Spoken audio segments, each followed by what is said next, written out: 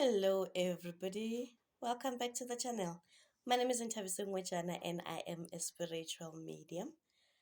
Um, Today we are talking about my least favorite topic of them all: relationships, love relationships, romantic relationships, right? Um, I've been dreading to talk about this topic, and I did a recording for you during February, the month of love, just to honor the month of love because, well, we live in a secular world and people subscribe to such thinking. So, yeah. And then what happened is that my phone got lost and the recording was in there. But again, one of my advisors, Mike Masamula, said I should stop recording in a certain way, and I did it in another way. And so that was the holdup, right? So I'm sorry, Mike. I still have to do it one old way one more time, right? One more time. I'm gonna do it in the old-fashioned way, and then the next one, I promise, I do listen. I do take advice. But just bear with me, right? Technical glitches. Now, let's talk about love relationships because you want to talk about them because it matters to you.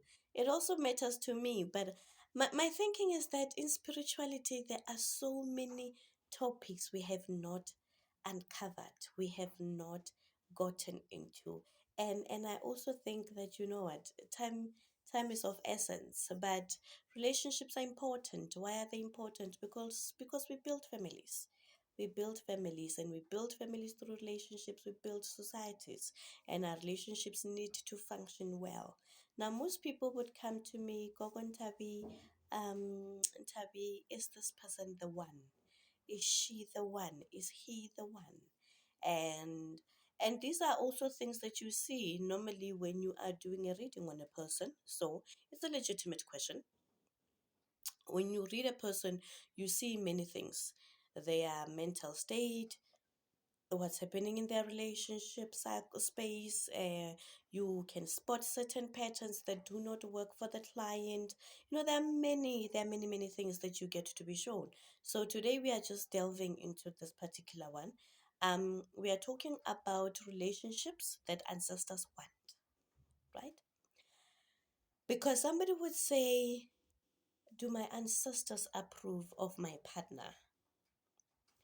We are also going to be talking about all the three natures of relationships that appear in spirit as you look at a couple or when you are looking at an individual, and who they are married to, who they want to get married to, and who they are just dating, right? With good intentions of having something sustainable with them.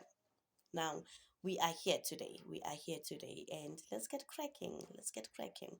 I'm also going to teach you at the latter segment, the latest segment, we are going to explore how to break up with a person spiritually, because that also draws pattern in certain people's relationships where you have had this kind of a partner before, and now you're trying to move on to other people, and you keep on having repetitive cycles. You keep on having pattern relationships because there are certain people from your past that you need to break associations with. Other people will say to me, Ntabi, I've broken up with my ex or my ex-wife or my ex-husband, and this person was not nice to me, but for some reason I can't seem to forget about them, and there's something that keeps on drawing me back to them, or in some sort of a way, whatever that has happened in my previous relationships keeps on happening with this new person or with the other person. So those are the kind of things that we are going to be talking about, right? Yes. So this is for later. This is for later. I just needed a space here. When people come for consultation,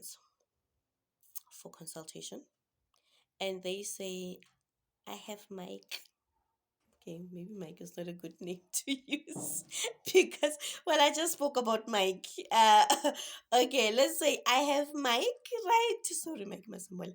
I have Mike, right? And do ancestors approve of him? is he the one? Can I, fully embellish and relax and open all gates and embrace this person in my life? Do ancestors agree? Because, you know, ancestors are quite, the relationship with them is quite consultative. Now, I just want to know, do they love my partner as much as I love my partner? Right? Now, there are three kinds of relationships in the spirit. One, there are relationships that are spiritually ordained, that must happen regardless of what happens. This relationship, your ancestors would vouch for it and they want it to happen. Two, there are certain relationships that ancestors look at and say, "Oh, okay, are the kids in love? All right, no, we have no opinion on them. If they want to, if they want to work hard at the relationship, let them. If they want to go apart, it's fine. We have no opinion of this relationship. It is just their relationship, right?"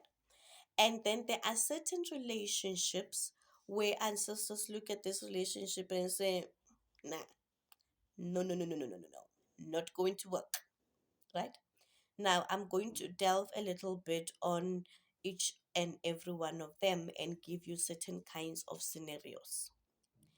But before I say that, you need to understand that the relationships, the love relationships that you have, all of them, or the love relationships that you've had, all of them, they were giving you a soul experience. And I will keep on referring back to the soul experience.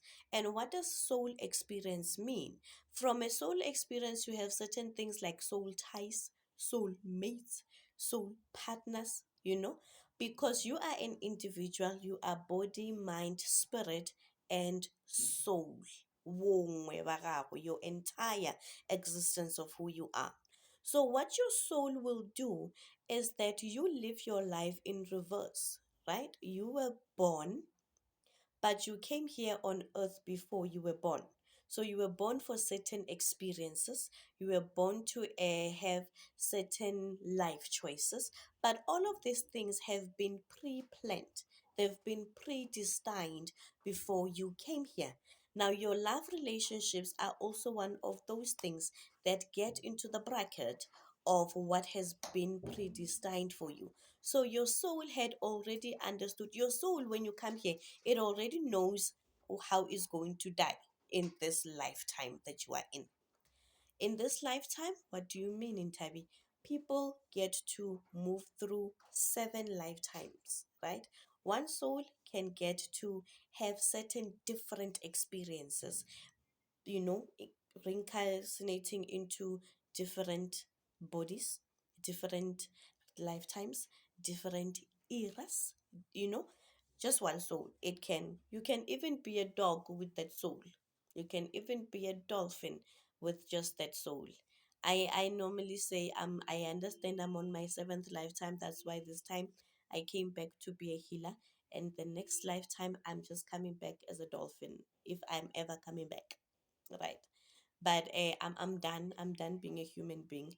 I think I've exhausted all my lifetime experiences, and yeah. So most people who come back as healers is because they have pretty much done the work, right? Not that they're perfect. Not that, no, no, no, no. But they have existed before, and now they come just to push other people to do it better, right? So I just thought I should share that and what I had meant with the previous sentences.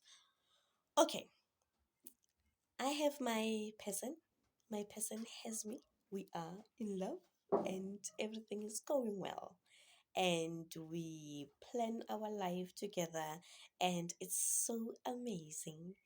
And wow, I think about him and butterflies. He thinks about me and I think about him and suddenly he's calling me because he and I are in tune like that, right? We're good, we're good. And then we go to Natabi and we ask Natabi, this is blossoming. What do people say? What do Check the gods there. Go knock on them and tap them and ask. And I check with the gods, and the gods say, no, this relationship is not going to work out. And it's difficult as a healer. Did you see my facial expression? I'm in love. Ugh. It's difficult as a healer to burst that bubble. But you cannot lie to people. Ancestors would look at certain things. One, they would look at, are you of our kind? Right? We are certain ancestors, and Jeremiah there that Ntabi is in love with is from a different set of ancestors. And in the long run, we are not going to gel. We are going to clash. And why should we be putting our sweet Ntabi into a serious heartbreak when we see that this thing is not going to work? That could be, they could be looking at the spiritual background of the person that you are in love with, and how you are supposed to be having children, and those children are going to have a spiritual conflict because you are not of the same principles, you are not of the same spirit. It's important to be of the same spirit when you want assistance of ancestors to be in a certain relationship. Or they could be looking at Jeremiah and saying, but Jeremiah will abuse Intabi. Jeremiah will be beating Intabi up, will financially abuse Intabi. Jeremiah is just not a trustworthy person in the long haul. And therefore, no, Intabi. Step away from Jeremiah. And now you have to deliver the news. Or you find that Jeremiah has a plethora of Intabis, a lineage, a whole born entourage of Untabi. They are a legion. You know, they say when you are measuring angels, because there are too many, you don't say a bunch of angels, you say a legion, because you just can't count them. You know, and you find that this person is a real philanderer, and there's just nothing that we can do. It's in his blood. That's just who he is, and therefore, cut headache for Untabi. Cut it, and you have to deliver and tell them that, you know, ancestors are saying this and that and that and that. But you must remember that the purpose of the bones, the purpose of the reading, the purpose of the taula, it is not to break people's hearts. We at all costs try to build. But when there is nothing for us to build here, there's just absolutely nothing. And therefore you can't lie to people. You must just lay down the facts, and then they will go and just let the relationship die a natural death. That's one. So I'm starting with the third one, and I'm going to the second one. The second one, there are certain relationships where you are like, how do I explain this? You know, when you have a girlfriend, and you like the girlfriend, but you're not quite ready to introduce the girlfriend to your parents, but you want the girlfriend to know that she can come to your house, your parents can know her, right? They can know of her existence, not necessarily know her as a, like, she can now wash the dishes in the house. No, no, no. But they can know that, okay, Jeremiah has a friend. Now, certain relationships, ancestors will treat them as such, where we know that, oh, okay, so our child is a man, and yeah, he's interested in females. Lovely. Um, but we don't have future projection about this relationship. We don't have a vested interest in this relationship, and whether they crack it or they don't, that's up to them. And certain people will say, but do my sisters like her? Do my sisters, what do they say? And they're just saying, we acknowledge you, child. Do what you need to do. If she makes you happy, start there. If you don't want to be with her anymore, start there. Good luck.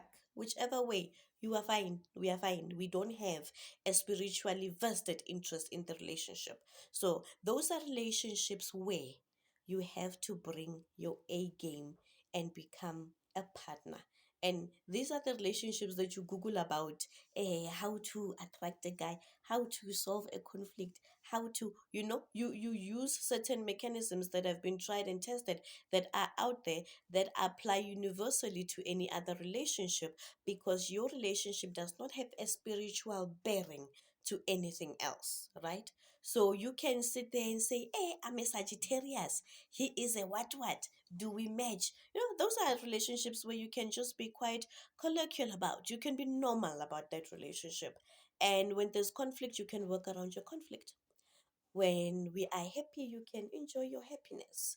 But these are relationships where you have to, bring yourself. This is where books matter. Your five languages of love.